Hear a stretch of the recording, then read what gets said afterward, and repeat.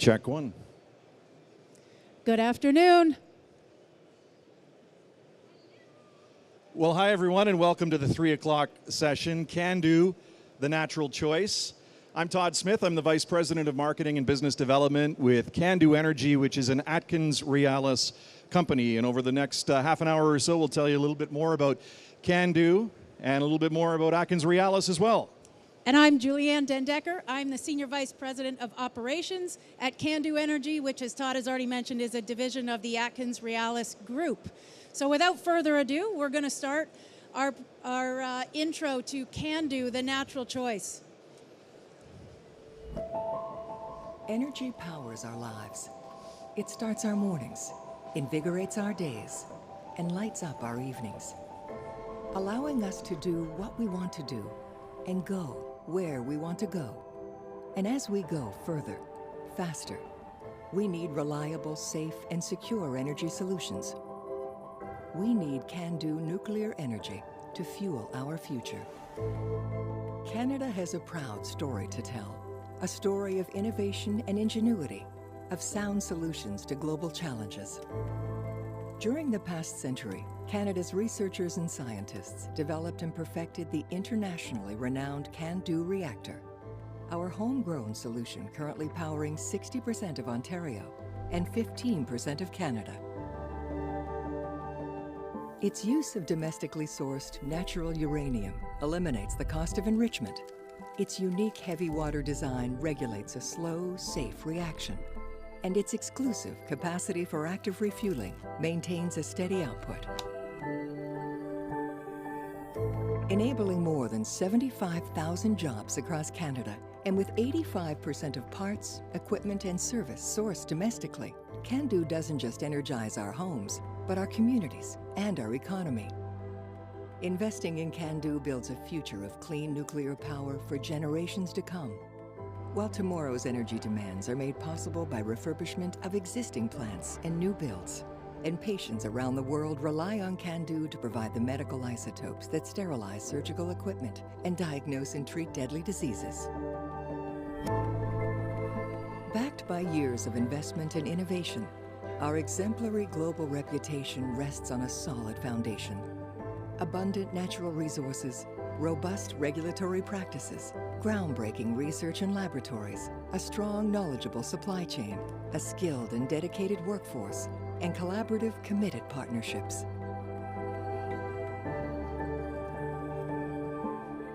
Through formal training, open dialogue, meaningful actions, and an inclusive culture, we can support Indigenous reconciliation across every region of the country as part of our commitment to creating a better future for our planet and its people.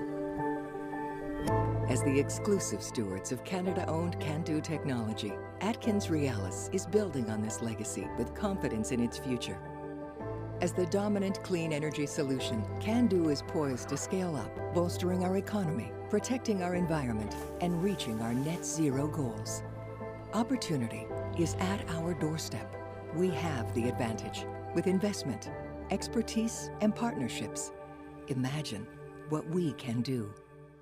So that's an introduction to Candu technology, and you're going to hear a lot about those same themes over the next 25 minutes or so as we introduce Candu to you. But Candu has been around for a long, long time. Hopefully our next slide will work, slide person. We do have an 80-year history in Canada when it comes to Candu technology.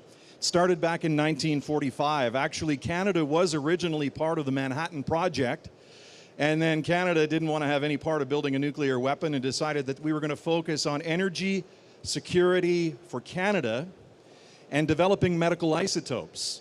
And those have really been two of the values that Candu and AtkinsRéalis have had for the last 80 years. You can see a bit of the evolution of Candu over the last 80 years. It started with a vertical design in our reactor core where the pressure tubes were upright, and then over 15 or 20 years, we moved to a horizontal design for what we call our calandria, which is where our pressure tubes are contained. And really the core principles of the Candu reactor have remained the same since the early 1960s. Of course, the technology has continued to evolve and the reactors have gotten bigger, producing more electricity to the point now where Candu has 2 different reactor sizes available for sale for countries around the world and for Canada as well.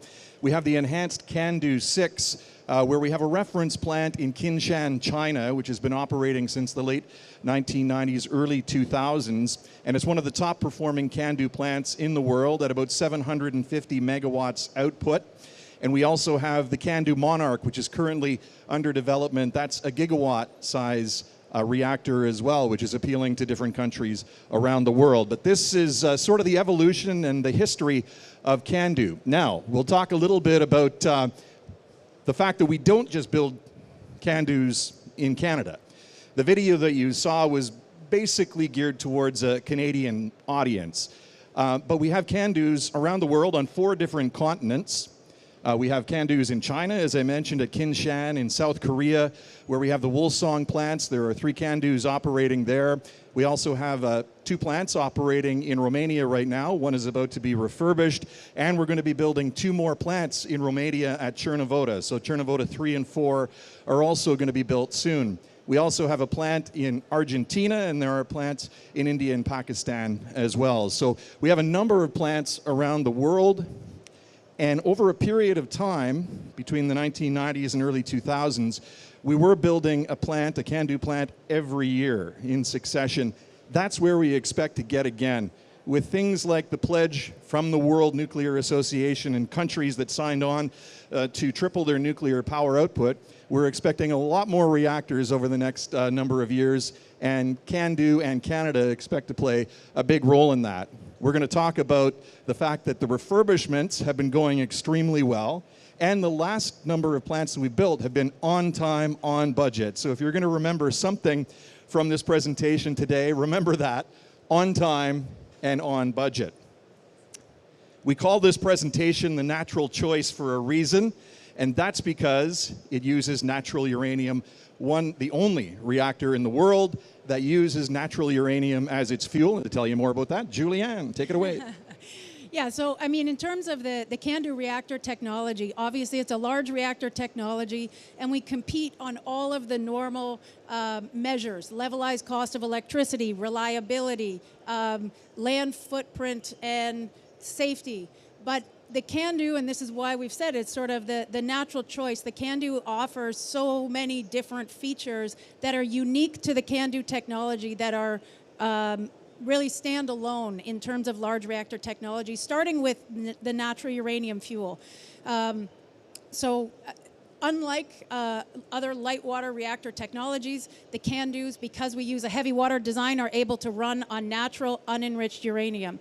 And Todd kind of touched on this in terms of the roots of why the Candu technology was developed. It was all around energy independence. So the world has come full circle around to realizing how important energy independence and energy security is, and how closely tied that is to national security. So the Candu plants that are in Canada are used with uranium that is mined domestically in Saskatchewan. The fuel is made domestically, and it fuels the Candu reactors. In fact, every plant that Todd mentioned around the world also manufactures their own fuel domestically. They can purchase natural uranium on the open market, and then they have control of the fuel supply for the Candu reactors that they operate. So the Candus offer a degree of independence that is fairly unique among large reactor technologies. But it doesn't stop there. The Candu reactor, by its nature, is refueled while the plant is online. That is, again, a very unique feature, and it allows us to reach some of the highest capacity factors, or the numbers of hours that the plant is connected to the grid in the world. So we hold the world record for longest continuous operation, the highest capacity factors in the world. Todd mentioned some of those international plants. A lot of them hold the world records for top 5 in the world. But it also offers another really interesting feature, which is grid flexibility. So most types of reactors have a scheduled date when they have to come down to be refueled. And so those dates when that reactor is going to be offline from the grid is a set time period. You cannot come offline too early, and you definitely can't run without fuel.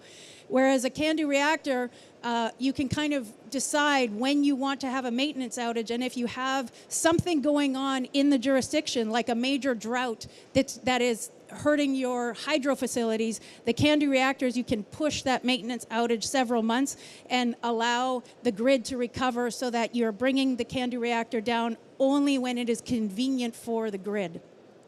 And then I'm going to turn it back to Todd to talk about probably one of the most interesting and, important features of the Candu technology. Yeah, sure. So there's a number of unique qualities. And I mentioned back in 1945 or 50 when they focused on two things. I teed up the fact that they focused on two things, but I only told you one. Energy security and medical isotopes was the other product that comes from a Candu reactor. Now, you might be saying, well, we can get medical isotopes from research reactors and other reactors when they're shut down. But the Candu reactor produces medical isotopes while the reactor is putting electricity onto the grid. Built in, actually, to the design of the Candu reactor is a medical isotope harvesting and production facility. And so, we're producing, as you can see, the world's largest supply of cobalt-60, for instance. Cobalt-60, as many of you probably know, is used for sterilizing single-use medical equipment in doctors' offices and hospitals and dentists' office and those types of things. It's also used in nuclear medicine for diagnosing different forms of cancer and other medical ailments. But these medical isotopes are also used to produce theranostics now, which is an amazing story. So medical isotopes like yttrium-90 and molybdenum-99 and lutetium-177, actinium, they're coming from our Candu plants, and they're used to treat different types of cancer. And this is a bonus from having a Candu reactor. You produce these medical isotopes while it's producing electricity on the grid, and you're saving lives while you're doing it. So not only are you providing, clean, non-emitting baseload power to the jurisdiction where the Candu is coming, which helps you eliminate, coal-fired plants or other emissions, which also makes a healthier society, but you have the bonus of providing these radio theranostics as well in your community. And, the medical isotope business is expected to triple or quadruple over the next number of years. So there's a real business opportunity on the side of your Candu plant that can come from the isotopes. The other thing about Candu is it's really easy to localize your supply chain. So my job at Candu is actually going out and selling Candu around the world. I'm the VP in charge of international business development in countries where we don't already operate Candu plants. So I've been visiting a lot of countries here in Europe, but also in the ASEAN, in the Asia-Pacific region. And a lot of those countries are really interested in the natural uranium piece because it helps offer that energy independence and energy security that these countries are looking for. But they also want to have a business stand up on the side of it. The fact that they can create their own fuel, and this is a fuel bundle that would go into one of the pressure tubes that you see on the right of a Candu reactor. You would push 12, 13 of these bundles through the unit, as Julianne mentioned, while you're producing electricity. So the online refueling capacity is enormous. But most of the components in a Candu reactor, compared to other light water pressure reactors, are small, meaning they can be produced in country. You don't need large forgings like you need in a giant pressure vessel. So a lot of these different components, while we have a robust supply chain in Canada that can provide you with these different components for the Candu reactor, you can also, over time, create your own local supply chain. And so we've talked a lot about the Candu technology, but now I want to bring it back to AtkinsRéalis, the parent company. And at AtkinsRéalis, we're not just a reactor design company, we are a major project execution company. And so it's really important, in order for us to achieve those on-time, on-budget deployments, that we think about the overall project execution all the way through our procurement strategy, our execution strategy, our commissioning strategy. And that comes from thinking through things like our modular strategy, going through and building full digital rehearsals of the entire project before we go out in the field and execute. And as Todd has pointed out, so we are executing major multi-billion-dollar refurbishments in Canada, but also internationally. And those projects are coming in on time and on budget. And the reason is the project execution skills. But it's not limited just to the nuclear refurbishments. The last 7 Candu reactors that have been built internationally all came in on time and on budget, and that's due to a focus on how we are going to execute these projects. The technology is really important. The features of that technology and the impact on society are really important, but at the end of the day, a customer needs certainty of how that project is going to be delivered. With that, I'm going to pass it back over to you, Todd. Okay, so let me tell you, we've talked to you really quickly about what a Candu reactor is all about and the unique qualities of a Candu reactor, again, compared with the other 5 large-scale technologies that exist around the world. Canada is very, very fortunate to have one of these indigenous-owned technologies that we're able to sell around the world. And as I mentioned, you know, I've been traveling around the world talking to different countries about the merits and the value proposition with locating a Candu plant in your community. But we're not just Candu at AtkinsRéalis. We are a large engineering firm, 40,000 people around the world. We have a lot of special, unique expertise when it comes to end-to-end nuclear supply chain in Canada, from producing the fuel to dealing with the decommissioning of the plants at the end of the day. We have our big offices in Mississauga, Ontario, just outside Toronto, our Candu nuclear offices. AtkinsRéalis is headquartered in Montreal, Quebec. It's a 114-year-old engineering firm that actually started in Quebec and has grown to many, many countries around the world. We have large nuclear expertise in our UK offices as well, and many partnerships as well in the United States with a nuclear office in the US that's working on all kinds of different types of projects. So not only are we building Candus, but we have the expertise to decommission, to deal with the waste. As we like to say, we can deal with your nuclear sector from womb to tomb. We've got it all covered. So we do have all of these employees around the world that are ready to answer the call and help countries around the world that are looking to introduce nuclear, but many established nuclear countries as well that are looking to expand their fleet, and we're ready to stand by as well. So, we're looking at the ASEAN region, as I mentioned. We're looking at Europe. We're also looking at the United States. Our U.S. team is ready to deploy Candu south of the border. We know that President Trump has issued a challenge to quadruple the output for nuclear in the United States too. There are resources in the U.S. that will be able to fill some of that gap, but certainly not all of it. And Candu and our AtkinsRéalis team is standing by as well to be able to provide reliable, affordable baseload power to the U.S. I should mention as well, because I think it's really important that, full disclosure, I used to be the Minister of Energy in the province of Ontario in Canada. And for countries that are looking to expand or introduce nuclear in their jurisdiction, as a politician and even a citizen of a country, it gives you great comfort to know that projects have been built on time and on budget. And that certainly is the case with the Candu technology. As Julianne talked about, the record on the refurbishments, the record on the new builds internationally have been outstanding. And there's no reason that we shouldn't be building more Candus around the world. The last plant that we built in China, really important to note, was built in 4 years and 11 months, which is an outstanding accomplishment to build a Candu plant in this day and age. So a quick look at my watch. I think we're at time, unless you had something else you wanted to add, Julianne. No, I would just invite you to come and visit our booth at AtkinsRéalis. We've got a Candu stand over in the Canadian Pavilion. So if you want to learn more, you can join us for questions, or you can visit us at the booth. Candu, the natural choice. You can do it. Thank you. I got better at the clicker as we went along.